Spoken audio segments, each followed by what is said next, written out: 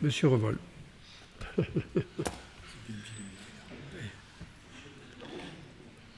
Chers collègues, d'abord je voudrais remercier Madame Janin pour la qualité de son rapport sur l'actualisation du plan climat, avec énormément d'éléments. Je voudrais, disons, intervenir sur quelque chose qui est un peu particulier sur ce point, mais d'abord saluer l'idée d'un schéma directeur des énergies qui effectivement dans les documents n'est pas obligatoire, et on pourrait effectivement s'engager, vous avez raison, dans ce schéma directeur qui pourrait d'ailleurs être lié à une vraie planification des investissements sur la décennie qui vient, pour finalement réaliser de fait une planification écologique de notre territoire. Mais ce que je voudrais dire, c'est qu'à partir du moment où nous nous engageons dans cette transition énergétique et dans cette adaptation au changement climatique, nous n'avons pas simplement un effet sur notre territoire. Nous avons un effet sur l'ensemble de l'écosystème mondial. Et il faut saluer les efforts qui sont lancés par de très nombreuses métropoles, à commencer d'ailleurs par certaines métropoles américaines qui ont décidé de s'organiser contre la décision du président des États-Unis de se retirer de l'accord de Paris, et que si on peut arriver à construire un réseau mondial d'action dans cette direction, ça sera un effet. Car moi j'ai été frappé par les chiffres qui ont été publiés hier concernant les migrations, et qui spécifient que le nombre de migrants sur l'année 2017 dans le monde a augmenté puisqu'il est passé à 68 millions de personnes, plus que la population française. 68 millions de personnes dont l'immense majorité migrent au sein des pays du Sud.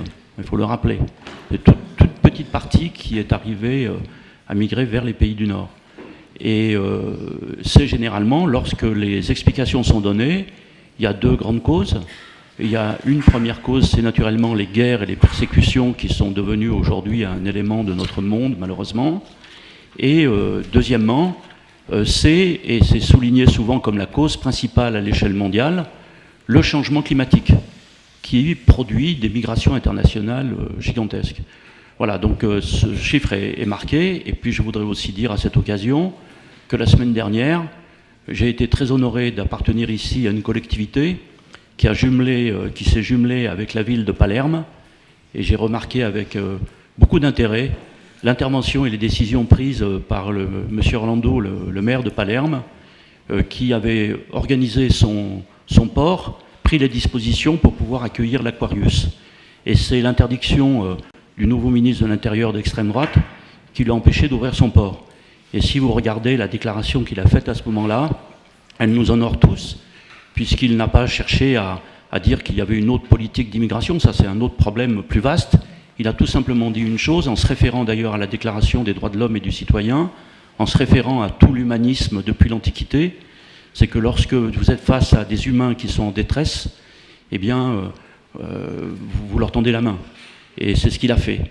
Donc je pense qu'on peut s'honorer d'être jumelé avec une ville qui a pris cette position, quelle que soit d'ailleurs l'orientation politique de son maire.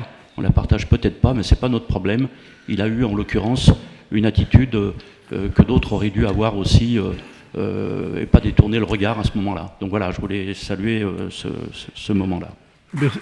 Merci, monsieur Revol.